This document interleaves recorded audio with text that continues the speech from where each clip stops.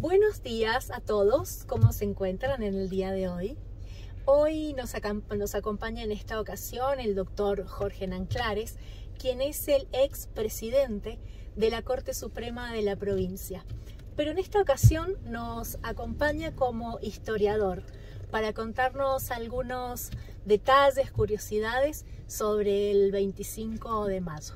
Buen día, doctor, ¿cómo le va? Buen día, ¿cómo le va? ¿Qué dice usted? Muy bien, gracias a Dios.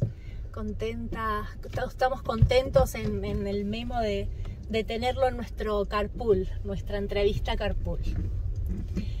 Bueno, le agradezco realmente la invitación y para mí es un gusto que charlemos sobre un tema tan importante como es el tema de la Revolución de Mayo, con todo lo complejo que significa ese proceso de la Revolución de Mayo, Sí, con ¿no? todos los mitos y leyendas que hay sobre la Revolución de Mayo. Sí.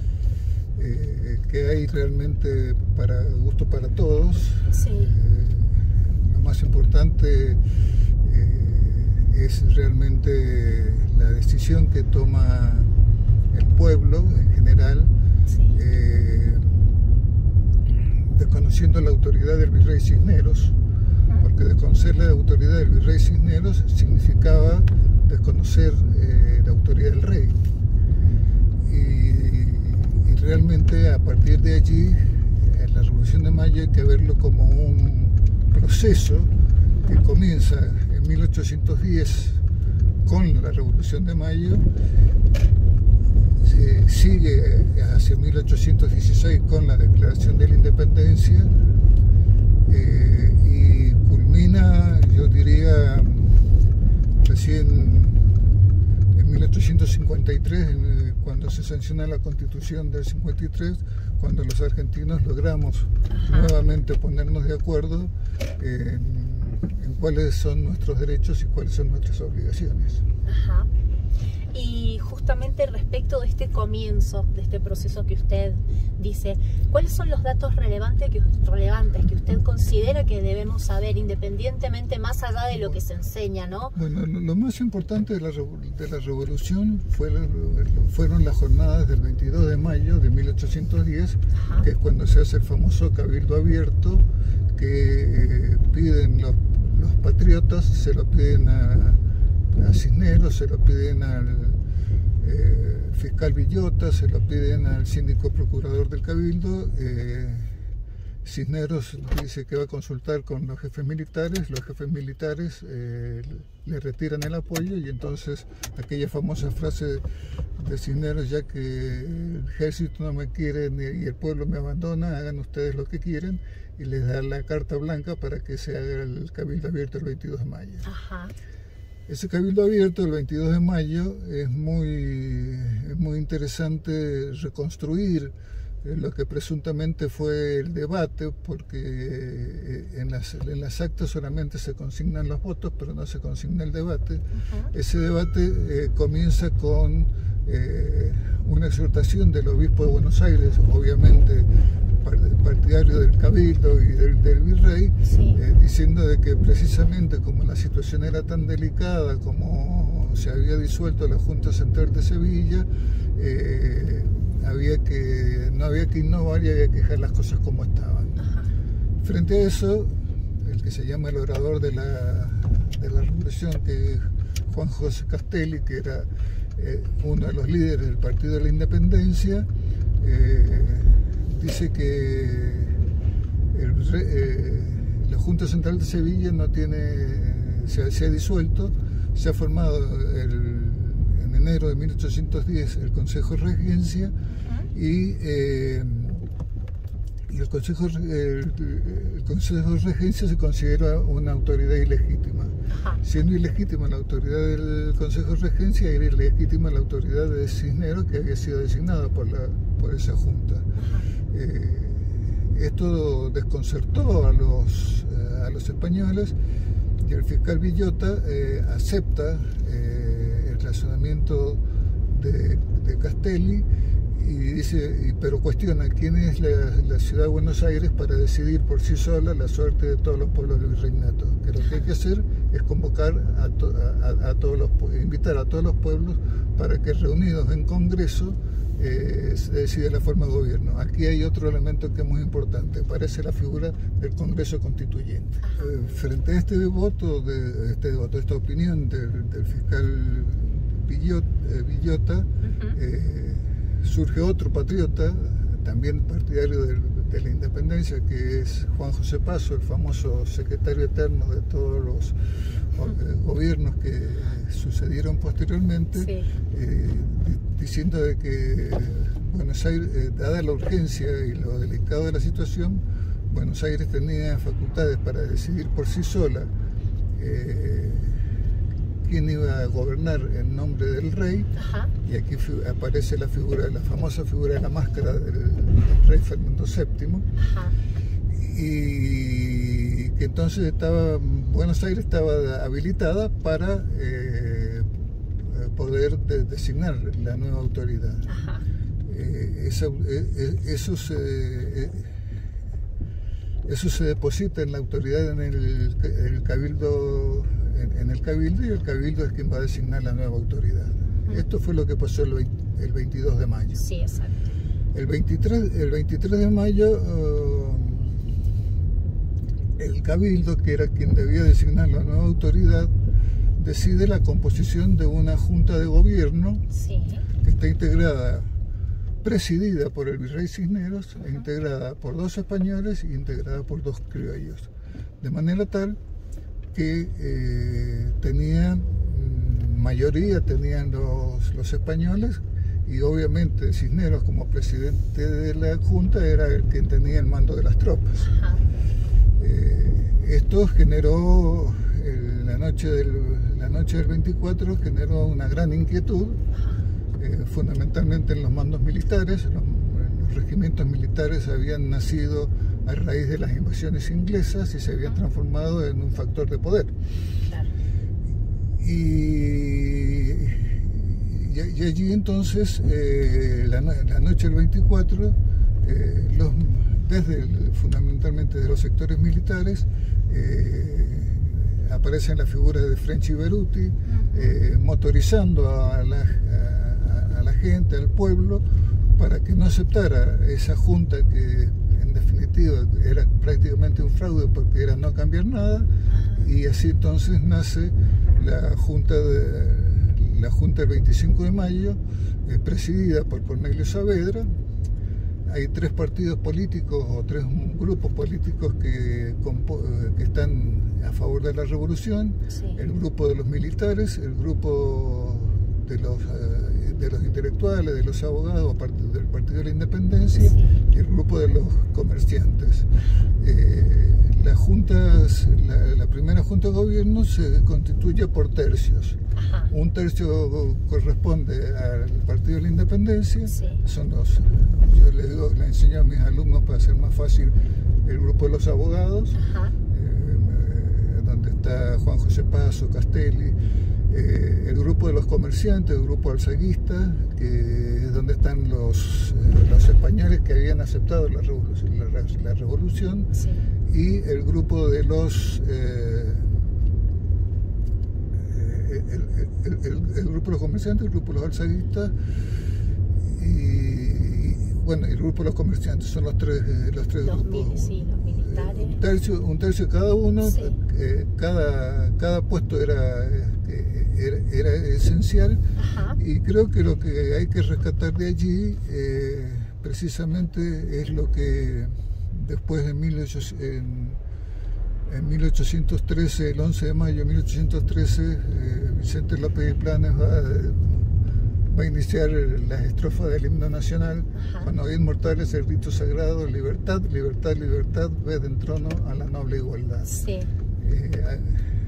¿Qué se advierte en todo este proceso revolucionario? Sí. Que aparecían las nuevas ideas, aparecían las ideas de la Ilustración, aparecían las ideas como decía, del Congreso Constituyente, aparece la idea de la soberanía popular. Y entonces realmente conseguir que se instaurara una junta elegida por el pueblo y sí, no elegida por otra autoridad, realmente es lo importante. Por eso es que hay que considerarlo realmente una revolución que comienza, como decía, en 1810, pero se va a prolongar en el proceso institucional posterior, y fundamentalmente en la guerra por la independencia, donde aparecen las figuras de Belgrano, de San Martín, de Bolívar. Fue un ámbito de discusión de muchas ideas muy interesantes. Se discutieron, en primer lugar aparece la división entre porteños y provincianos. En este primer, digamos, paso. Después de que se constituye la Junta, Mariano Moreno redacta una circular invitando a los pueblos del interior a elegir representantes, pero con una picardía. No para formar el Congreso Constituyente, como lo había dicho el reglamento del 25 de mayo, sino para que se incorporen a la Junta en el orden de su llegada. El 6 de diciembre de 1810 hay un famoso festejo que se llama el Sarao del 6 de diciembre, donde los militares se juntan a festejar el triunfo de Suipacha. Allí concurre Mariano Moreno. A Mariano Moreno le niegan la entrada porque no era militar. Él era el secretario de guerra a pesar de eso, y entonces Mariano Moreno redacta el famoso decreto de supresión de honores, y donde el único que tenía tratamiento excelentísimo era la Junta, y el presidente era simplemente presidente de la Junta. Esto Saavedra lo vio como un ataque hacia su persona. Y el 18 de diciembre de 1810 tenemos el primer cambio de gobierno. Otra de las características de todo este proceso institucional es la inestabilidad institucional.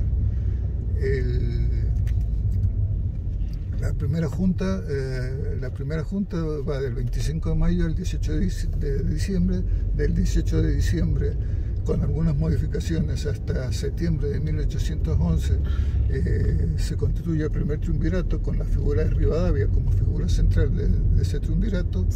Y después en octubre de 1812 se produce una revolución conducida por Alvear y San Martín que destituye al primer triunvirato y pone a un segundo triunvirato, triunvirato que estaba muy afín a la logia Lautario y a las logias masónicas que existían en ese entonces. ¿Y por qué esa afinidad con la masonería en ese momento? Digamos, ¿los ilustres pertenecían a la logia? Los ilustres, ese es otro tema que también está muy discutido, sobre todo en lo que hace a la figura de San Martín, que historiadores tradicionales quieren verlo como que no ha sido masón, que no ha tenido. Lo cierto es que la logia Lautario existió. Tampoco hay constancia de que la logia sea una logia estrictamente masónica, pero toda la trayectoria política de San Martín durante sus campañas y después en el exilio estuvo apoyada por los liberales masónicos, fundamentalmente por los franceses, por Aguado, que fue quien se transformó en su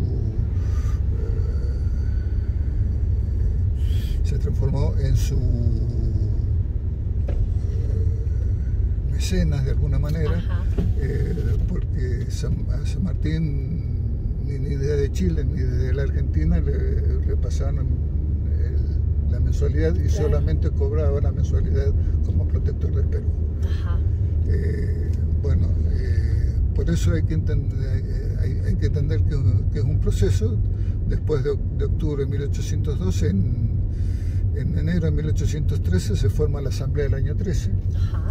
La Asamblea del año 13 dicta una serie de medidas como para declarar la independencia. Se aprueba el himno, se aprueba el 25 de mayo como fiesta cívica, se aprueba la escarapela. Un año y medio después, digamos, se aprueba ya el 25 de mayo como una fiesta patria. Exactamente, un año después. Y eso eso es lo interesante. Por eso siempre hay que ver la Revolución de Mayo como el comienzo de un proceso que después tiene fecha clave en 1816, cuando San Martín, con desesperación, le escribe a Godoy Cruz de que teníamos cucarda, teníamos bandera, teníamos todos los símbolos, luchábamos contra los españoles y contra los maturrengos, dice. Y ahí es donde dice que para las grandes empresas se necesita coraje. Esto lo pueden ver escrito en el monumento de la bandera de los Andes. Está escrito literalmente la urgencia de San Martín de declarar la independencia para empezar a preparar el cruce de los Andes. Y termina. Otra fecha importante va a ser 1824, que es la batalla de Ayacucho, donde Simón Bolívar, con las fuerzas de San Martín cedidas a su mando, obtiene el triunfo de Ayacucho, y a partir de allí ya sí comienza un proceso verdaderamente independiente.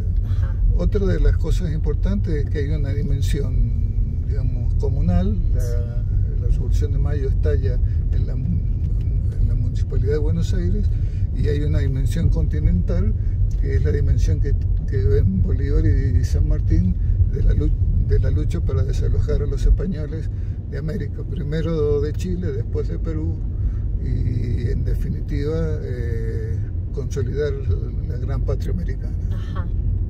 Y todo este caldo de cultivo que, digamos, se crea para poder generar el 25 de mayo, ¿qué condimentos tiene? ¿Cómo es que el 25 de mayo termina siendo el 25 de mayo? Comienza, como bien usted ya dijo, con el Congreso del 22, pero previo a eso, ¿hay algún hecho relevante? Sí, el inicio de la Revolución de Mayo comienza con las guerras napoleónicas. Se traza una alianza política entre el rey Carlos IV y Napoleón, que le permite a Napoleón cruzar por España para invadir Portugal. Portugal no había aceptado el bloqueo continental que Napoleón había decretado, y entonces Napoleón cruza con sus tropas. En el mes de mayo de 1808 se produce el motín de Aranjuez, y en el motín de Aranjuez abdica Carlos IV y asume Fernando VII. Carlos IV fue un muy mal rey para España, y ahí es donde se produce la decadencia española y exige la renuncia de Carlos IV y el ascenso de Fernando VII. Después Fernando VII y Carlos IV son convocados por Napoleón a lo que se denominó la farsa de Bayona, donde Carlos IV retoma el gobierno, se lo cede a Napoleón, y Napoleón coloca en el trono a su hermano José Bonaparte como rey francés, que tampoco es admitido por los españoles. Entonces los españoles empiezan a organizarse en juntas, en las juntas provinciales, y después en la Junta Central de Sevilla, que es la que se va a terminar disolviendo en 1810, y la formación del Consejo de Regencia. Perfecto. Todo esto fue lo que de alguna manera movilizó toda a nuestra gente en este lugar, de este lado del océano para llegar. Eso se conoce a través de noticias que vienen de una fragata inglesa, y allí es donde empiezan a motorizarse los grupos patriotas para reclamar el Cabildo Abierto el 22 de mayo. Ajá. Qué importante es tener este conocimiento, digamos, global, más macro, de lo que fue la formación del 25 de mayo en sí, ¿no? O sea, desde el Congreso Abierto el 22 y finalizando con el 25 de mayo, y la importancia que usted marca de no estudiar el 25 de mayo como un hecho aislado, sino como el comienzo de nuestra vida. Es el comienzo de nuestra vida independiente, verdaderamente. Inclusive jurídicamente las primeras normas jurídicas dictadas por la autoridad patria son el reglamento del 25 de mayo, la circular del 27, es decir, ahí cuando empiezan los actos de gobierno de un gobierno propio, que es lo que querían fundamentalmente los criollos. Perfecto. Bueno, estamos llegando a destino y antes que nada agradecerle el tiempo y agradecerle el saber, doctor, porque esta visión que usted nos ha podido dar para poder entender en qué contexto se desarrolla el 25 de mayo y cuál es la importancia que tiene en nuestra vida institucional. Bueno, muy bien, muchas gracias. Muchísimas gracias por su tiempo. Bueno, muy bien. Y muchísimas gracias a ustedes por estar ahí. Será hasta la próxima entrevista Carpool.